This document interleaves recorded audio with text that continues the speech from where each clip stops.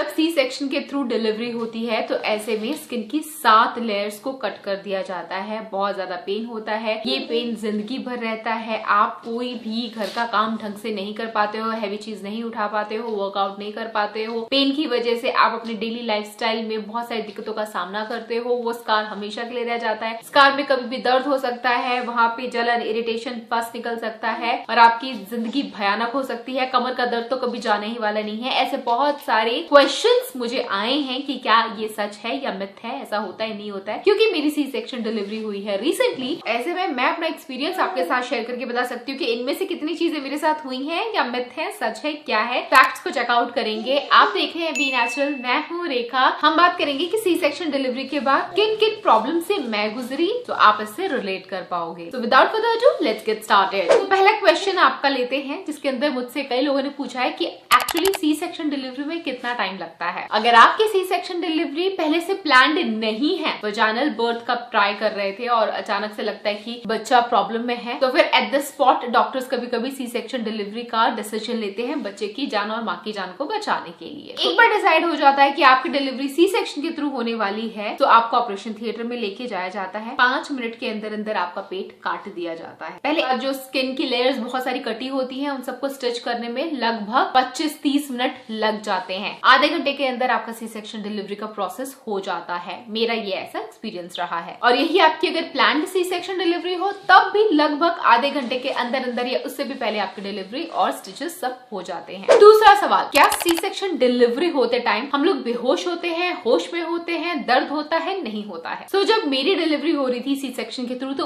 उस वक्त मैं होश में थी। मुझे एनेस्थीसिया दे दिया गया था, सुन कर दिया गया था, मतलब मेरे नीचे की बॉडी पार्ट्स पूरे सुन थे। मुझे कुछ नहीं समझ आ रहा था नीचे क्या हो रहा है। हाँ, मैं फील कर पा रही थी कि कुछ तो हो रहा है, बट पेन का फील नहीं होता है। कुछ केसेस में हो सकता है कि आपको ऑक्सीजन मास्क लगा दे अगर आपको ब्रीदिंग में प्रॉब्लम हो रही होगी। मुझे नहीं हुई थी एज सच कोई प्रॉब्लम, बट हाँ, मैं होश में थी। मुझे सब समझ आ रहा था कि क्या हो रहा है और बहुत नर्वस रहते हैं हम उस वक्त। और बात रही पेन की, तो वो उस वक्त तो बिल्कुल नहीं पता चलता है पेन का कुछ। Next question, which stitches are better for C section? Dissolvable जो स्टिचेस होते हैं वो आपके यूट्रस को क्लोज करने के लिए यूज किया जाता है, ताकि आपकी बॉडी उसको अच्छे से डिसॉल्व कर ले, हील हो जाए आपकी बॉडी। बाहर से जब सिलना होता है तो सर्जिकल स्टेपलर या सुई धागा भी होता है सर्जिकल वाला, उससे भी स्टिचेस को क्लोज किया जाता है। नेक्स्ट क्वेश्चन, क्या डिसॉल्वेबल स्टिचेस लगाने के बाद दोबारा से डॉक्टर के पास जाना पड़ता है स्टिचेस खुलवाने के लिए? हाँ, मैंने अपनी वीडियो में शेयर किया था कि मेरे जो स्टिचेस है वो डिसॉल्व होने वाले हैं, और उसके बाद 1 हफ्ते बाद मैं दोबारा डॉक्टर के पास गई थी स्टिचेस खुलवाने के लिए। अब इसका मतलब ये नहीं है कि वो स्टिच कर देते हैं, 1 हफ्ता में डिसॉल्व हो जाता है, तो फिर स्टिचेस खुलवाना मतलब बहुत कंफ्यूजिंग सा होगा आपके लिए। होता यह है कि डॉक्टर कुछ इस तरीके से स्टिच करते हैं कि बाहर से कुछ नजर नहीं आ रहा होता है। एक नॉड लास्ट में वो छोड़ देते हैं जिसको 1 हफ्ते बाद कट करना होता है। तो वो कट कराने के लिए अगर आपका डिसॉल्वेबल स्टिचेस भी हैं, तो 1 हफ्ते बाद आपको जाना पड़ सकता है उस आखिरी नॉड को कट करने के लिए। नॉड में आपको बहुत डर लगेगा कि क्या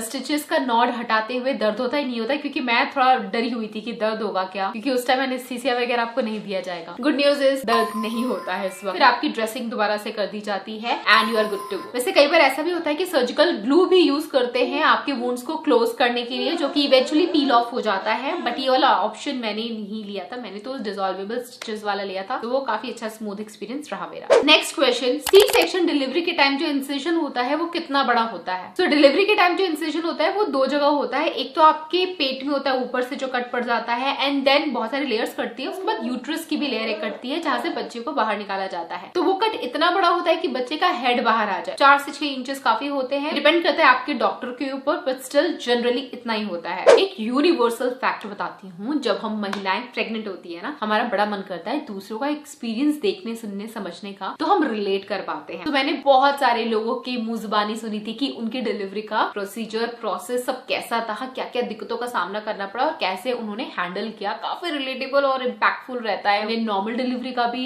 लोगों का सुना था, सी सेक्शन डिलीवरी का भी सुना था। कुछ लोगों ने सी सेक्शन डिलीवरी के बारे में जो एक्सपीरियंस बताया था, तो मुझे हिम्मत भी मिलती थी सुनकर के कि ठीक है, बट कभी कभी डर भी लगता था। डर तो खैर हमेशा से ही था सी सेक्शन डिलीवरी का। जब तक एक बार वो चीज आप कर नहीं लेते ना जिंदगी में, आपको डर लगता ही रहता है। तो मुझे बहुत डर लगता था। जब मेरा सी सेक्शन डिलीवरी हुआ, 6 महीने होने वाले हैं, एंड मैं प्राउडली कह सकती हूँ कि मैंने बहुत अच्छे से सी सेक्शन डिलीवरी में अपना ध्यान रखा। मतलब प्रॉब्लम्स बहुत सारी आई। जब आपकी सी सेक्शन डिलीवरी होती है ना, आपका मेंटल ट्रॉमा अलग होता है, हार्मोन्स इम्बैलेंस हो जाते हैं, जिसकी वजह से इमोशनली आप बहुत वीक होते हो, आप थोड़े से चिड़चिड़े हो सकते हो, आपको बुरा लग सकता सकता है, आपको सपोर्ट की जरूरत होती है, बहुत ज्यादा प्यार की जरूरत होती है। ये सब अगर ना हो तो माएं बहुत अकेलापन फील करती हैं। ऊपर से एक छोटी सी नन्ही सी जान की रिस्पॉन्सिबिलिटी माँ के ऊपर ज्यादा रहती है। माँ को दूध भी बनाना होता है बच्चे के लिए, तो मिल्क प्रोडक्शन कभी रहता है कभी नहीं रहता, उसकी टेंशन अलग रहती है। बच्चा लैश नहीं कर पाता है, उसकी प्रॉब्लम अलग रहती है। सी सेक्शन की डिलीवरी की वजह से ये जो कट लगा होता है उसकी वजह से पेन काफी ज्यादा होता है, जो कि वजाइनल डिलीवरी में उतना पेन नहीं होता है after delivery, but after C section delivery आपको पेन रहता है। और बहुत सारे ऑब्स्टिकल्स लाइफ में होते हैं, आपका पर्सनल, प्रोफेशनल, फैमिली, बच्चा, खुद, आपका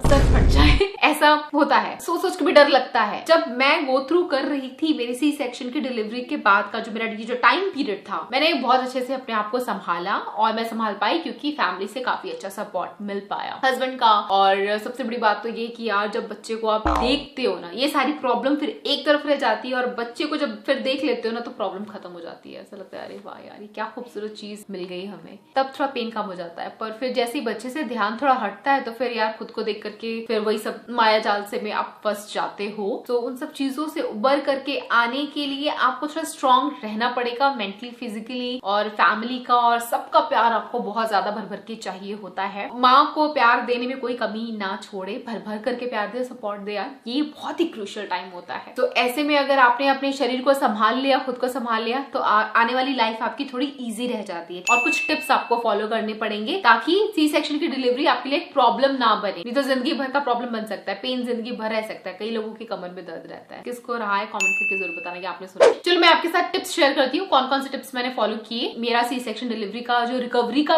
प्रोसेस है वो थोड़ा स्पीड अप रहे। तो कीप इट क्लीन। आपका जो सी सेक्शन जहाँ पे हुआ है ना उस एरिया को क्लीन रखना है, साबुन से नहीं घिसना, स्क्रब नहीं करना, रगड़ना नहीं। लूज फिटिंग के कपड़े पहनने हैं कि ज्यादा टाइट फिटिंग जीन्स वगैरह, स्किनी जीन्स वगैरह आप ना पहने। भर भर के एक्सरसाइज नहीं करनी। अगर आपके डॉक्टर आपको रेकमेंड करते हैं तो आप करना, पूछ के, नहीं तो नहीं। कुछ भी सामान उठाना हो तो अचानक से नीचे बेंड नहीं होना है, स्ट्रेट। जब कभी भी आपके एब्डोमेन में पेन होना, आप हीट थेरेपी ले लो, वो हॉट वाटर बॉटल होती है ना उसको लगा लो, काफी रिलीफ मिलता है। अब बीच में एक चीज ऐसी भी हुई कि मैं बहुत डर गई कि यार मेरे को कोई प्रॉब्लम हो गई क्या, क्योंकि मेरे साथ जिसकी डिलीवरी हुई थी उनके यहाँ पे कोई नमनेस नहीं था, लेकिन मेरी डिलीवरी के 3 महीने बाद तक भी मुझे, जहाँ मेरी डिलीवरी थी ना सी सेक्शन के आसपास जो स्टिच लगा था, वहाँ पे काफी ज्यादा नमनेस था। वहाँ गर्म ठंडा में कुछ फील ही नहीं कर पा रही थी। तो ऐसे में फटाफट मैंने गायनेकोलॉजिस्ट को फोन किया और पूछा कि भाई मुझे नमनेस क्यों है, अभी तक कोई प्रॉब्लम हो गई क्या, मेरा एरिया सुन पड़ गया, लकवा मार लिया, फील नहीं हो रहा है, क्या हुआ। बहुत हैरान परेशान सी हो गई। तो डॉक्टर ने बोला शांत, कुछ नहीं हुआ है। कुछ लोगों को नमनेस 1 महीने के अंदर चली जाती है, एनेस्थीसिया का नमनेस होता है, और कुछ लोगों की नमनेस जाने में 6 महीने भी लग सकते हैं। So chill. और ऐसा भी हो सकता है कि ये नमनेस कभी जाए ही ना, सो इट्स ओके, तब मेरी जान में जाना है। तो ये सारे टिप्स को आप जरूर फॉलो करना। How long do you bleed after C section delivery? हर किसी की बॉडी अलग होती है तो डिफरेंट ब्लीडिंग का टाइम हो सकता है, बट जनरली कहूँ तो 6 हफ्ते की ब्लीडिंग अक्सर महिलाओं को होती है। और मुझे भी 40 डेज की ब्लीडिंग हुई थी। स्टार्टिंग में बहुत ज्यादा, धीरे धीरे कम होती गई। Next question, when I can walk after C section delivery? जब सी सेक्शन डिलीवरी होती है सब कुछ सुन्न हो जाता है, वॉक नहीं कर सकते हो 24 घंटे, आप वॉक नहीं कर सकते। कुछ घंटे आपको हिलना ही नहीं, मतलब 6-7 घंटे, 8 घंटे आपको हिलना नहीं होता है, लेटे रहना है एक पोजीशन में। और सी सेक्शन डिलीवरी के विद इन 24 आवर्स आपका वॉक करना जरूरी हो जाता है ताकि आपकी बॉडी अच्छे से फंक्शन कर पाए। Next question, how should I sleep after C section delivery? आपको लेफ्ट साइड पे सोना चाहिए ताकि अच्छा ब्लड फ्लो हो और डाइजेशन इजी हो जाए। नेक्स्ट क्वेश्चन जो अक्सर सबके मन में रहता है, when can I intimate after C section delivery? आपको सेक्स अवॉइड करना पड़ेगा आफ्टर सी सेक्शन डिलीवरी, तुरंत बाद आप नहीं कर सकते हो। इनफैक्ट आपको आपकी वजाइना के अंदर कुछ भी नहीं डालना है, टेम्पॉन, मेंस्ट्रुअल कप, इंटीमेट होना, नो,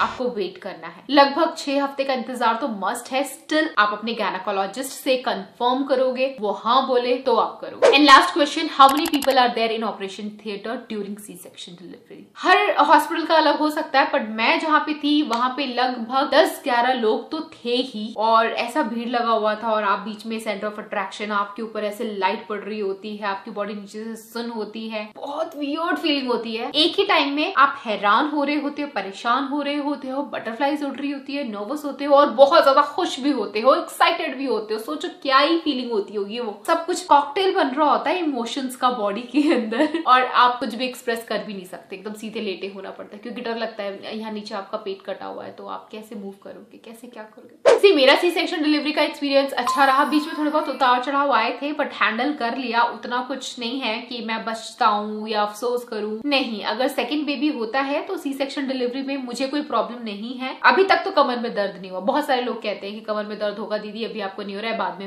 में होगा तो मैं आपके साथ शेयर करूंगी। फिलहाल नहीं हो रहा है, कोई भी प्रॉब्लम नहीं हुई है। और ये नमनेस भी जा चुकी है, यहाँ बहुत ज्यादा नमनेस था, ये जा चुकी है नमनेस। 6 महीने होने वाले हैं और 6 महीने के अंदर नमनेस मेरी चली गई। खैर बातें तो और है करने के लिए, पर वक्त बहुत ज्यादा हो रहा है, आपका इतना कीमती वक्त नहीं लेना चाहूंगी। अभी तक की वीडियो देखी है और पसंद आई है तो मेरे चैनल को सब्सक्राइब जरूर कीजिएगा। क्यों करोगे सब्सक्राइब? ताकि इस तरह की और इन्फॉर्मेटिव अवेयरनेस भरी वीडियोस मैं आपके लिए लेके आती रहूं। और अगर आप चाहते हो मुझे इंस्टाग्राम पे फॉलो करना तो रेखा बी नेचुरल मेरी इंस्टा आईडी है, एंड रेखा शर्मा मेरा शॉर्ट्स का चैनल है। Do follow that also. Thanks for watching, I will catch you again, till then bye guys.